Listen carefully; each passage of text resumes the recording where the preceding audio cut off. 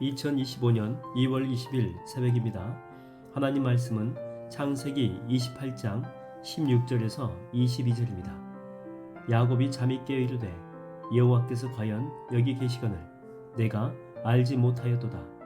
이에 두려워하여 이르되 두렵도다.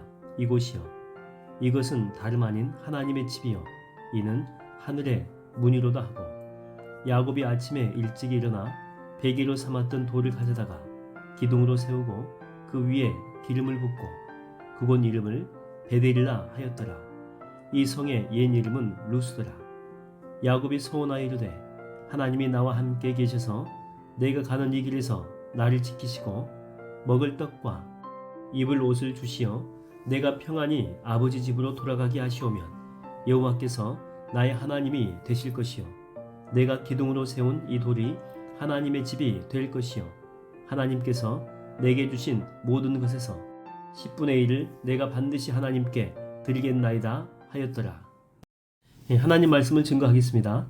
현재 야곱은 두려움으로 가득 찬 상태입니다. 에서 형을 두려워해서 도망친 상태죠. 그리고 지금은 17절에 보니까 하나님을 이렇게 두려워하는 그런 모습이 나옵니다.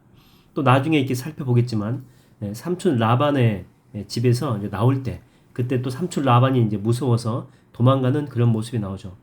그러나 이 두려움이라고 해서 똑같은 이 두려움이 아닙니다. 처음과 나중의 두려움, 그러니까 이 에서와 라반을 향한 이 두려움은 부정적인 의미의 두려움이다라고 볼 수 있죠. 근데 오늘 본문에서 하나님을 향한 두려움은 긍정적인 의미에서의 두려움이다 이렇게 볼 수가 있습니다. 사람을 향한 이 두려움은 악한 열매를 맺게 되어 있고 또 하나님을 향한 두려움은 그 반대로 선한 열매를 맺게 되어 있다고 하는 것입니다. 그래서 잠언 29장 25절을 보게 되면 이렇게 나오죠. 사람을 두려워하면 올무에 걸리게 되거니와 여호와를 의지하는 자는 안전하리라. 다시 말하면 여호와를 두려워하는 자는 영적인 평강을 얻게 된다라고 하는 것입니다. 오늘 본문을 보면 새벽에 이제 꿈에서 깨고 이런 두려움 가운데 사로잡힌 야곱은 주님께 소원 기도를 하게 되죠. 야곱의 삶에서 최초로 등장하는 기도입니다. 여러분, 여호와를 두려워하는 자의 특징이 뭐냐면 기도하는 삶을 살게 된다라고 하는 것입니다. 기도가 그의 삶이 된다라고 하는 거죠. 그래서 이렇게 모세도 이렇게 보게 되면 출애굽하기 전에 마찬가지고 그 후에도 마찬가지지만 항상 하나님과 대화하는 그런 모습들이 정말 많이 등장하게 됩니다. 우리가 성경을 읽을 때 오해하면 안 되는 것이 뭐냐면 우리는 참 인물에 관심이 많이 있습니다. 믿음의 조상 아브라함, 그리고 또 민족의 영웅 요셉, 그리고 위대한 지도자 모세, 이렇게 인물들에게 포커스를 두고 볼 때가 많이 있는데 성경은 잘 보면 그렇지 않습니다. 그들이 하나님과 교제하는 모습들을 참 많이 보여주고 있죠. 아브라함도 이렇게 보게 되면 항상 하나님과 예비하는 그런 삶을 살고 있지 않습니까? 그걸 포커스로 두고 있는 것을 우리 가운데 보여준다고 하는 거죠. 모세도 기도하는 모습을 정말 많이 강조해서 보여주고 있습니다. 신약 성경에도 이렇게 보게 되면 바울을 보면 바울도 항상 기도하는 모습이었죠.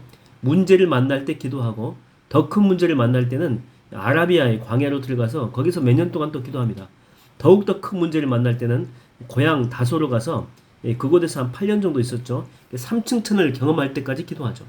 심지어 이게 바울이 쓴 그 편지 서두에도 이렇게 보게 되면 다 뭘로 시작하냐면 그 문안인사 짧게 하고 난 다음에 내가 너희를 위해서 주님께 이런저런 기도를 했다. 다 기도한다라고 그런 내용들이 나오게 되죠. 오늘 본문은 야곱의 이제 기도의 시작인데 이때로부터 야곱은 기도하는 삶을 살게 됩니다. 그리고 20년간 삼촌 라반의 집에서 고난을 당하면서 기도가 점점 깊어지게 되죠. 그리고 나중에 기도의 그 절정에 이르는 그런 내용이 나오는데 바로 야복 강가에서 나를 축복해 달라고 하는 그 결사의 기도를 하게 됩니다. 원래 야곱은 자신의 힘을 다해서 사는 그런 삶에 익숙한 사람이거든요. 근데 바뀌는 것입니다. 결사적인 기도를 하는 사람으로 바뀌는 거죠. 엘리야도 하늘에서 비가 내리게 할 때 그냥 기도가 아니고 사생결단하는 그런 기도를 하게 됩니다. 그것도 7번이나 반복해서 하게 되죠. 예수님도 겟세마네 동산에서 기도하실 때 보십시오. 땀이 무엇으로 변합니까?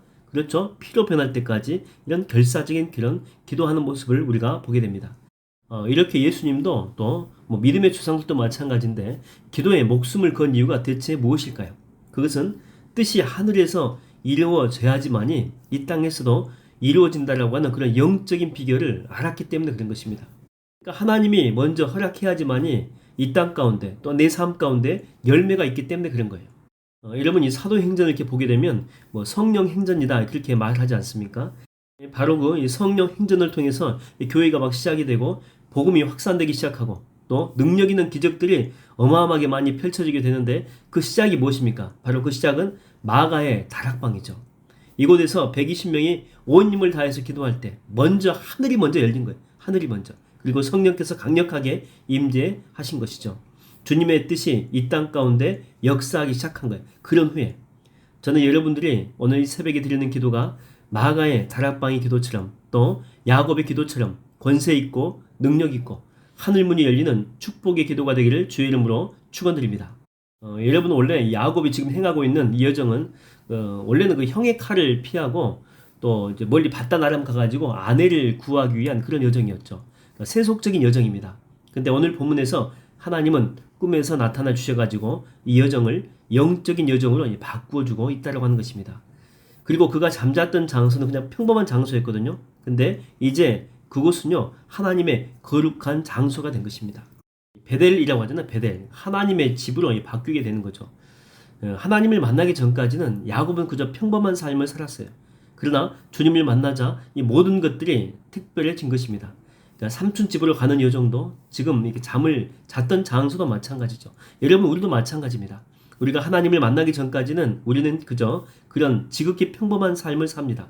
그러나 주님을 만나게 되면 우리의 모든 인생은 특별한 인생으로 다 바뀌게 된다고 하는 것입니다. 저는 여러분의 삶이 오늘 이 시간 하나님을 정말 친밀하게 만나서 하늘나라 생명책에 기록이 되는 하나님이 축복하시는 특별한 인생 또한 특별한 은혜의 삶이 다 되기를 주의 이름으로 축원드립니다.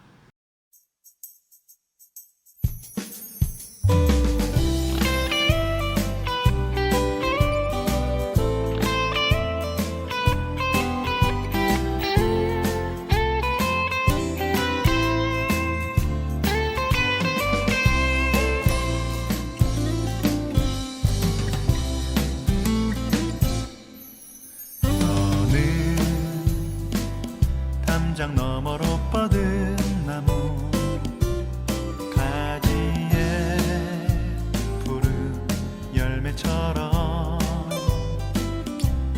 하나님의 귀한 축복이 삶에 가득히 넘쳐날 거야.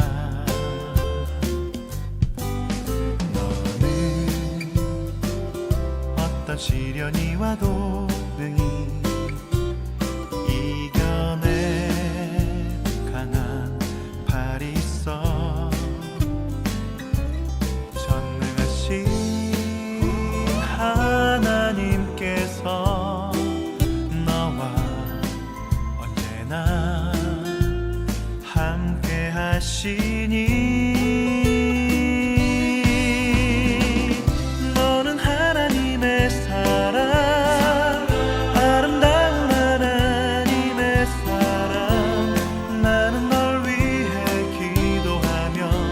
내 길을 축복할 거야. 너는 하나님의 선물, 사랑스러운 하나님의 열매, 주의 품에 꽃 피운 나무가 되어줘.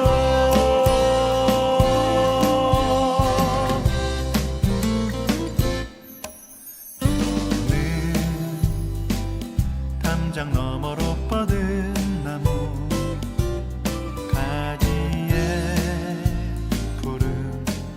처럼 하나님의 귀한 축복이 삶에 가득히 넘쳐날 거야.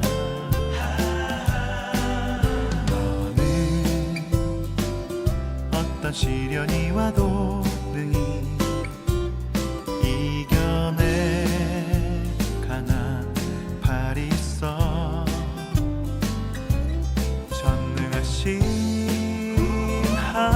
하나님께서 너와 언제나 함께 하시